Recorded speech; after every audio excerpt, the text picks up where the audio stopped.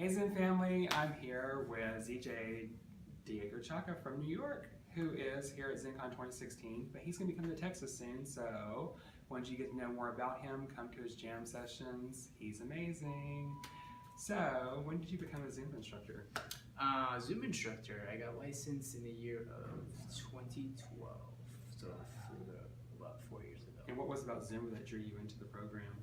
Well, I actually was a bit overweight myself. I was about 60, 70 pounds heavier. Like a lot of so, yeah, and so I was looking for a way to lose it. And I actually started with spinning, and I loved the rush that I got from spinning with the loud music, and the instructor teaching you, and screaming at you, and inspiring you to do these things, you know, to work your butt off. And so then I looked over and I saw people already placing towels and water bottles and cleaning spots. So when I decided to go ask what this class was, and a student was, you know, jumped in my face, she was like, Zumba! And I'm like, oh, very happy student you are. So I decided to try it myself, and then long story short, I just fell in love with it. Wow. From beginning to end, the instructor was very welcoming, explained what the format was about, and just the music. The music just took me back to 15 years ago, like when I used to dance with my family, you know, at parties, and it just took me to a happy place. Yeah. So you never had any kind of dance background, it's just dancing in the house with your family and stuff? Zero dance background. Yeah, the only dancing I would be doing would be closing the doors of my room and putting on a YouTube video and trying to mimic Michael Jackson or Janet Jackson. Or like we all did. Yeah. So what was it that made you decide to try to become a ZJ? What made you think, okay, I can choreograph this and I can teach other people to do this? Well, I actually was a bit afraid of doing it at first, because it was just, you know, I felt stuck, and I don't like doing that. When I feel stuck, like, it's just like I need to do something more. So my mom always said, you know, the sky's the limit. If you're afraid of doing something, just try it. And if you fail, you know, it's not for you, and you can get right back up and do something else. You know, just don't limit yourself. So when the call came out for New York, and that's when the rhythm program was actually just launching, and it was the second training actually, and I saw cumbia was the call that was in for my area. I already grew up with a lot of cumbia at my house, so I felt like it was in my blood. So every time a cumbia song would come up, I would just go crazy and back into that happy place. Going back to my first Zumba class, the instructor played a lot of cumbia. I think it was one of the big reasons that, you know, I was just like, oh my God, I love this, you know. And so it just inspired me to just go and try it. I was like, you know, what the hell, just do it. And if I can't do it, whatever. If I don't make it, I don't make it. If I make it, awesome. So yeah, so it was just, I felt stuck, so I wanted to do something more, and I saw the call, and I saw the opportunity to be a cumbia jammer, and I took it. And thankfully, and the rest is history. And the rest is history, exactly. So how do you think becoming a ZJ changed you as an instructor? Oh my God, it sharpened so many levels. It's improved me as an instructor greatly. I mean, before I even decided to try out to be a jammer, I took about, I'm gonna say 30 jam sessions to 40 jam sessions myself, and I will forever be grateful to those jammers I took. Joanna Nozziter in New York, who is no longer a jammer, but she hung up her tags. But I learned so much from her, from like progressions to cueing before it was all even incorporated into the program. Like, it made sense. Like, you want to make your students feel successful, you want them to come back and you be happy, you know. So it's very important to include those skills of cueing and progression in your routine, so that way, you know, everyone is happy.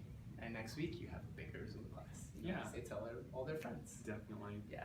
So going through the rhythm training, and there's a couple of ZJ candidates that I'm friends with right now who are going through training this week, and both of them have said that after going through the training, they're like, I have been doing this rhythm wrong the entire time.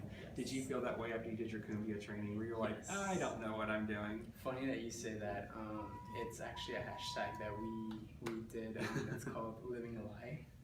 So we've been living a lie this whole time, and even my candidates too. When I first did my first training with them, but when I did my cumbia training, I know I was definitely doing cumbia wrong because my hips and everything was in pain the day after. So I guess I started developing muscles that I never knew I had. So yeah.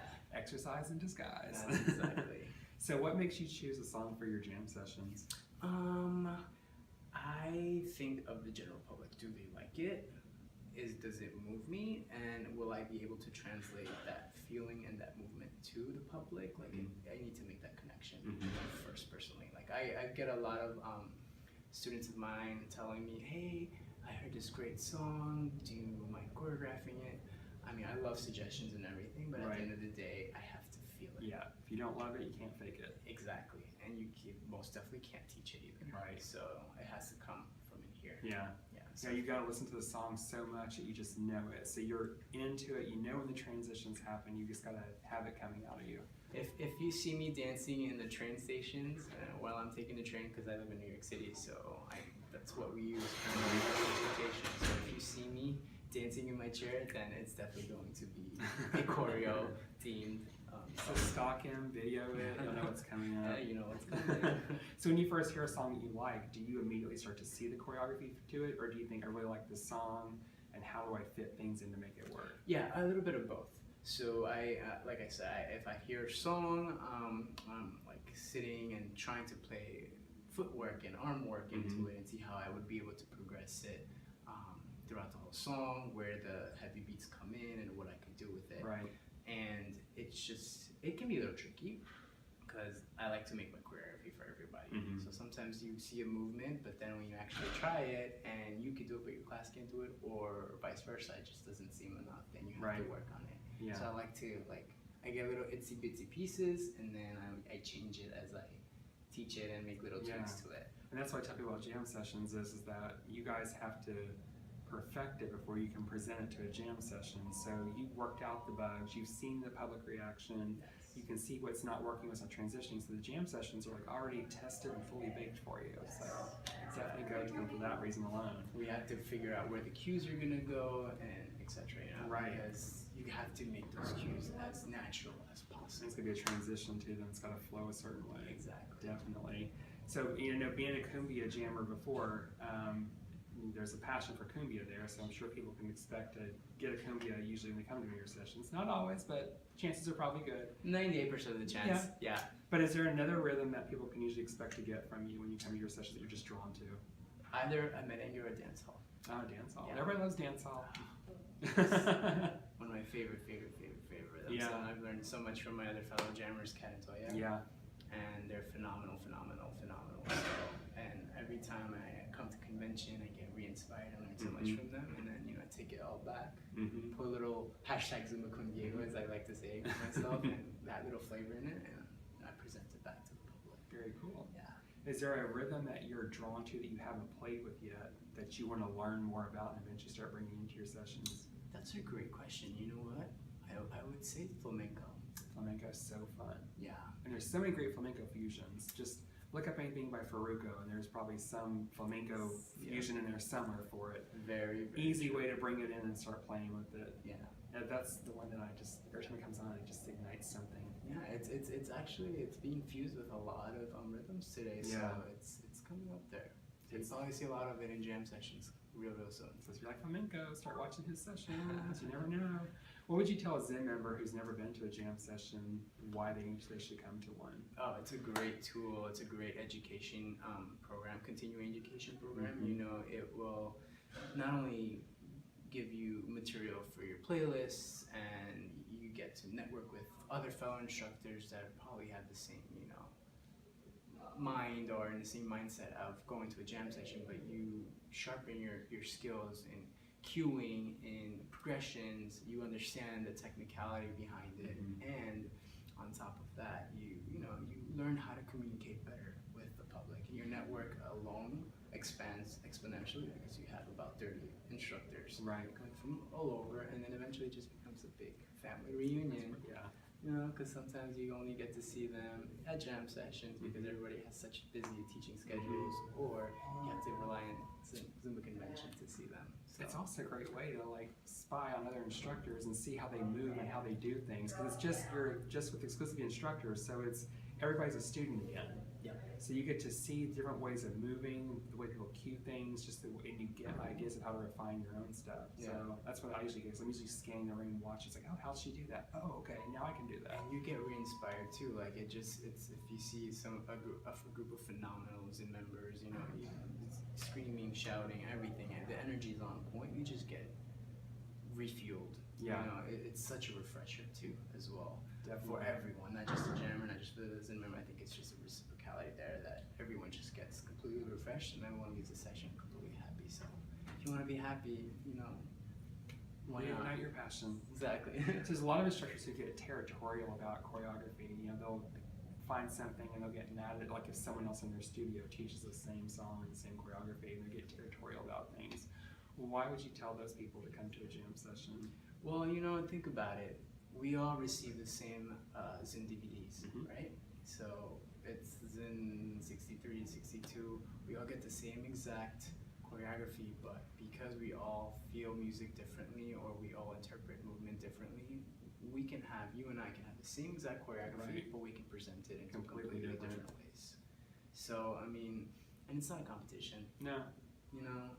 Everyone's having fun. It's a party after all, so there's no need to get territorial. Right. It's just, let's just have fun. Let's just dance, because Zumba should be the opposite of drama. It should just, bring people together. Right. And like Gina said at the keynote, it's about community. It's about community. It's bringing people together. Yeah, because one of the great things about jam sessions, there's a lot of times there's movements that I may not be comfortable with, or maybe I've had too much choreography that had that kind of step in it. So, where I got the framework from the choreography notes, just tweak that one session to what I like. The rest of the homework is done. You just make that one minor change and you customize it. It's unique and different at that point. You can take a little piece from here, a little piece from there, a piece from there, infuse it, and you have a whole new routine. Boom, done. So you've seen a lot of instructors, because you've been all around and gone to classes and stuff. If there's something you see a lot of instructors do that you wish you could just change, like if you would just make this correction, you'd be so much more amazing. What advice would you tell them to make? What changes out there? What changes? Just any negativity that goes on. If there's like comparisons, or just the comparisons. If I could see that, like just eliminate that, that would be fine. Because again, it goes back to individuality. If we were all the same, we'd be robotic, and it wouldn't be such a fun program. So everyone should just be unique. We all have our tastes. We, interpret things differently, and just leave it at that. Like, let's all be unique and just be a community together. Just leave the negativity, leave the drama out the door, and let Zumba be such a good thing and a therapeutic. That's what I see Zumba as well, to make you feel good. So one last question. If you could be part of a big master class with anybody in the current Zumba world, who would you love to work with? That's an awesome question. Like when you get the Zen volumes, who do you get excited about when you see they're on there? Steve Boot is phenomenal. Steve's amazing cuer. We just actually finished doing a pro skills training with him, and it was just seeing him, actually being able to see him personally and not on a Zen DVD, get that live experience, which you would get at a jam session as well. It was just indescribable. It was just the knowledge he gave us was just awesome. And just to get that interaction and that one-on-one too is just great. Right.